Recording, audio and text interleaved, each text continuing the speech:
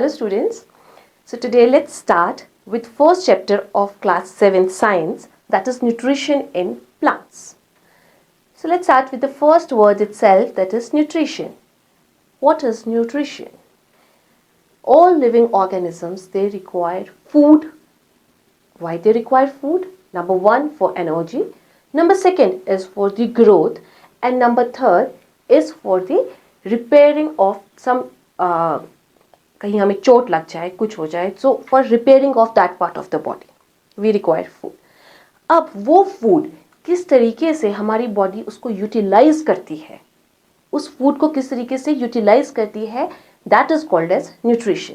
So the definition comes as the process of taking food by an organism as well as the utilization of this food by that organism is called as nutrition. ठीक है. अभी what are the modes of nutrition? कौन कौन से तरीके हैं nutrition के? So there are two main modes. One is autotrophic and second is heterotrophic. And the organisms which performs the mode of nutrition as autotrophic are called as autotrophs, and those organisms which require the mode of nutrition as heterotrophic is called as heterotrophs. अभी autotrophs क्या होते हैं? Auto मतलब automatic, जो automatically अपना खाना खुद बना लें. अब खाना तो खुद सिर्फ प्लांट्स बनाते हैं. Why? Because of the presence of a green coloured pigment called chlorophyll. And chlorophyll is present, and by the process of photosynthesis they are able to perform the autotrophic mode of nutrition. So all green plants are performing this autotrophic mode of nutrition. Now comes to heterotrophic, जो अपना खाना खुद नहीं बना सकते, they are called as heterotrophs. अच्छा, खाना खुद क्यों नहीं बना सकते? Because they don't have chlorophyll in them. For example, the non green plants में आपके आ जाएंगे फंजाई, जैसे मशरूम्स हो गए, आपका राइजोपस हो गया. They all are heterotrophs as well as animals including human beings. हम अपना खाना खुद नहीं बना सकते. So this is all about the autotrophic mode of nutrition, जो अपना खाना खुद बनाएंगे, जैसे आपके प्लांट्स हैं with the help of process of photosynthesis. And heterotrophs, जो अपना खाना खुद नहीं बना सकते, जैसे एनिमल्स एंड fungi, जो non-green plants, and they are heterotrophs. Now these autotrophs, they make their own food by the process of photosynthesis. But how? How this process occurs? See, photosynthesis is a word which is in turn made up of two words, photo and synthesis. Photo means light, synthesis means to combine. But what plants combine? Plants combines carbon dioxide, which they take from the air, and water, which they take from the roots, in the presence of a green colored pigment chlorophyll, and this energy from the sunlight. This is very important. So when these things combine, they give glucose.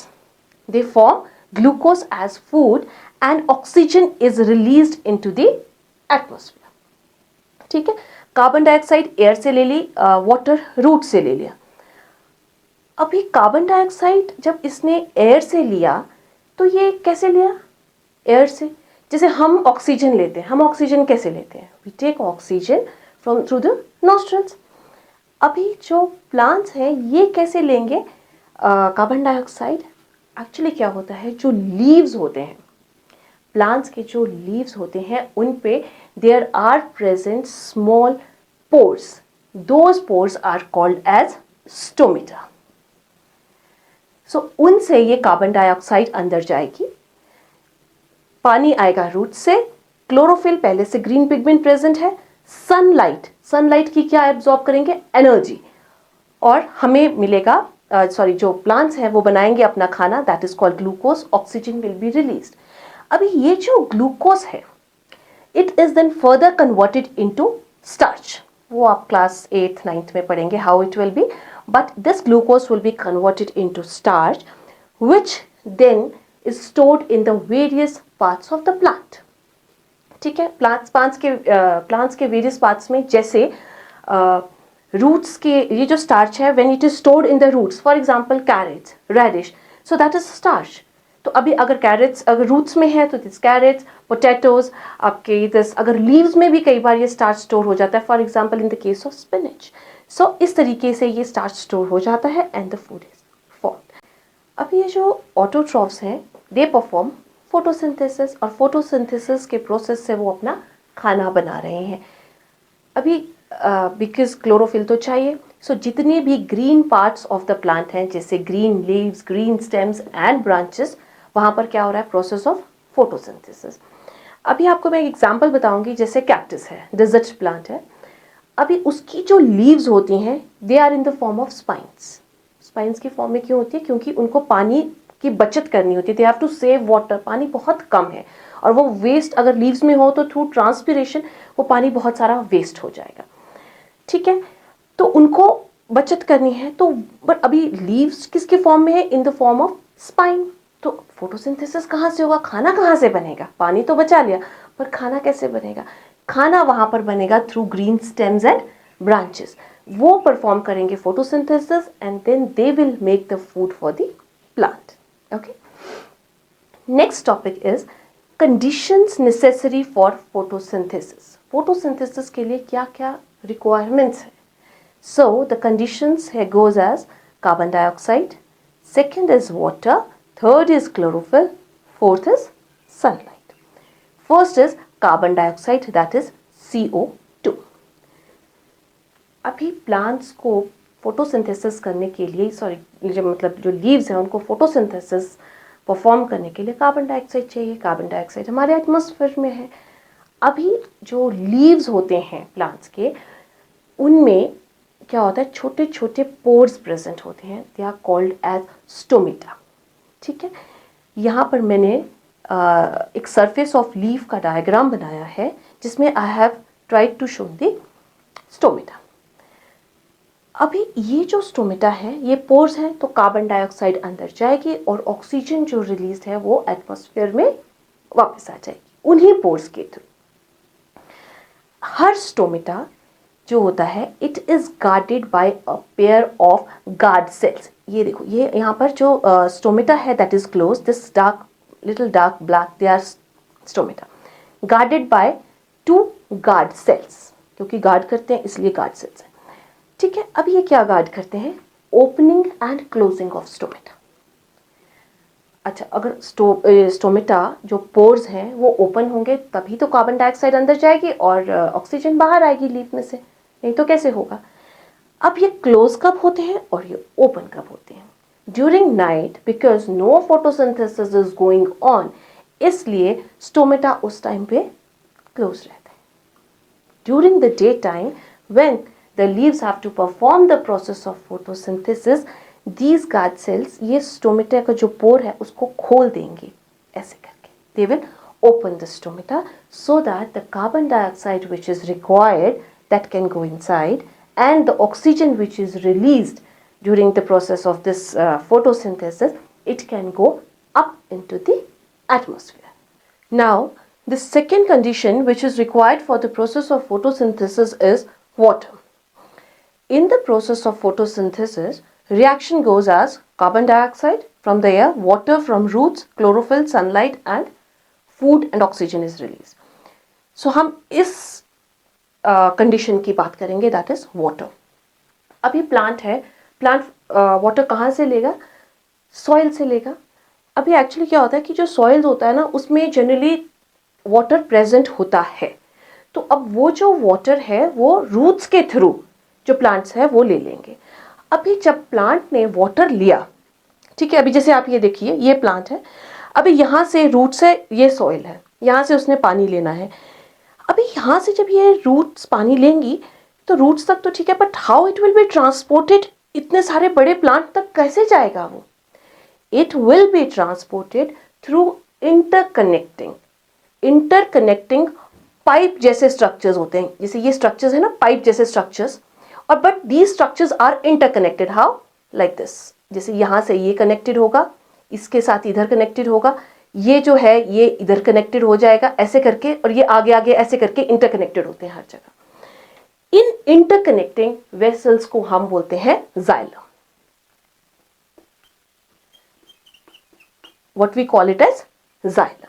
मैंने इसका एक shot भी upload किया है, आप उसमें xylem and phloem को देख सकते हैं, उसमें मैंने बहुत डिटेल में समझाया है, you can see there also, but otherwise it is interconnecting pipe like structures which is in the whole plant, that is from the roots to the stem, stem से branches, branches से leaves, leaves से flowers, flowers से buds, everywhere, और वहां से वो जो पानी है वो चला जाता है। one more important thing is ये जो जाइलम होता है इसका फ्लो एक ही साइड होता है, that is from the roots to upwards, ऐसे ये सिर्फ ऊपर की तरफ जाता है, ठीक है। So this was all about xylem. अब अगर फ्लोएम है, फ्लोएम क्या होता है? Xylem is for water, phloem is for food. अभी लीव्स ने खाना बनाया, लीव्स ने खाना बनाया, now it has to be transported in the whole plant. अभी जैसे सपोज इसने खाना बनाया, इस लीफ ने, यहां से यहां भी जाएगा, यहां से यहां भी जाएगा, यहां से यहां भी जाएगा, ऐसे ही हर लीफ में जाएगा, हर लीफ से जाएगा खाना। सो जो फ्लोएम का ट्रांसपोर्ट है it is two way, it is जैसे जाइलम का इट्स वन वे, फ्लोएम का it is two way, that is एक तो जाएगा भाई रूट्स, क्योंकि रूट्स तो नीचे हैं तो रूट्स की तरफ तो जाना ही है, so it is like downwards. और जो ये वाली लीव्स हैं ये क्या कर रही हैं, ये ऊपर भेज रही है खाना, so it is upward. So main difference is two main differences between xylem and phloem. Xylem for water, phloem for food. कई बार बच्चों को ना confusion हो जाता है, xylem food के लिए तो नहीं था, तो आप याद कर सकते हैं phloem जो है वो फ से start होता है, so फ से आप phloem याद रखें और फ से ही food होता है तो आपको याद रहेगा। और जो दूसरा है that is xylem, that is for water. So main differences I was telling, xylem for water, phloem for food. The other difference is xylem is one way, one way transport है नीचे से ऊपर की तरफ, फ्लोएम जो है that is a two way transport, नीचे से ऊपर, ऊपर से नीचे, it's a two way process. So this was all about the water which is the second condition necessary for the photosynthesis. Now will come to the third condition that is the chlorophyll necessary for photosynthesis. अभी ये reaction हो रहा है photosynthesis में, carbon dioxide water, this is, यहाँ पर chlorophyll की जरूरत आती है। What is chlorophyll? Chlorophyll is a green colored pigment which is present in the plants.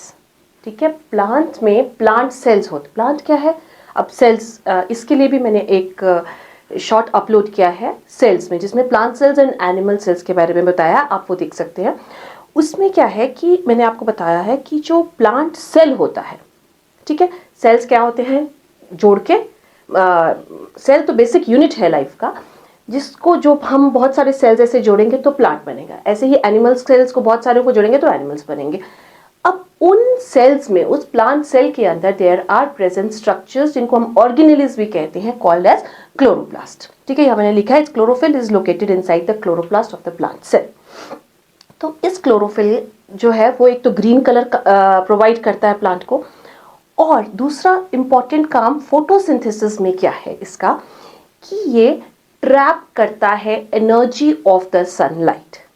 ठीक है, सो ये जो नेसेसरी फॉर फोटोसिंथेसिस इसलिए है क्लोरोफिल, क्योंकि इसका काम है जो सनलाइट की एनर्जी है उसको ट्रैप करना। अभी सनलाइट की एनर्जी को ट्रैप करके वो क्या करेगा, वो जो कार्बन डाइऑक्साइड है जो उसने एटमॉस्फेयर से ली और वाटर जो उसने रूट से लिया, इसको कंबाइन करने के लिए, इसको जोड़ने के लिए वो एनर्जी की ज़रूरत पड़ती है। तो यहाँ पर फिर वो क्लोरोफिल जो है वो एनर्जी ऑफ द सनलाइट लेगा, उसको एब्जॉर्ब करेगा, इनको जोड़ेगा, जिसकी वजह say that glucose that is C6H12 और C6H12O6, और जिसको हम फूड भी कह सकते हैं, दैट इज फॉर्म। ठीक है, and chlorophyll is located inside the chloroplast. So this was all about the chlorophyll, that is the third condition necessary for photosynthesis. Next condition is sunlight. First was carbon dioxide, second was water, third was chlorophyll, next is sunlight.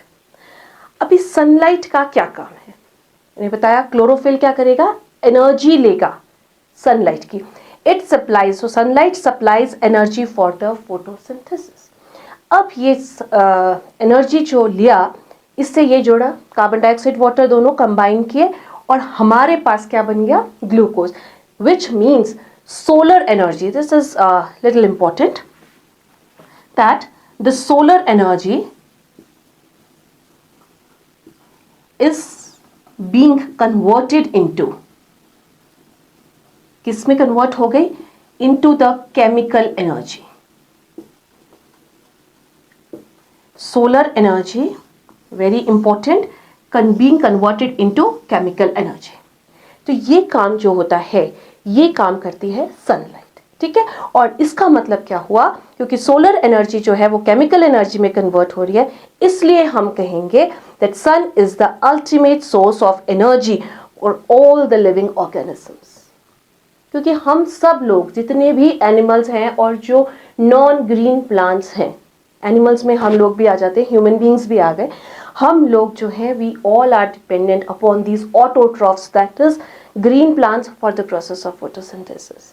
इसलिए sun is the ultimate source of energy for all the living organisms. So this was the fourth condition which is necessary for photosynthesis, and with this we complete all the conditions, as well as my first video on nutrition in plants. Rest of the chapter I will cover in my next video. If you like this, if you have understood the concepts, you may like to share with your friends, you can, and please subscribe to it. Stay tuned. Thank you.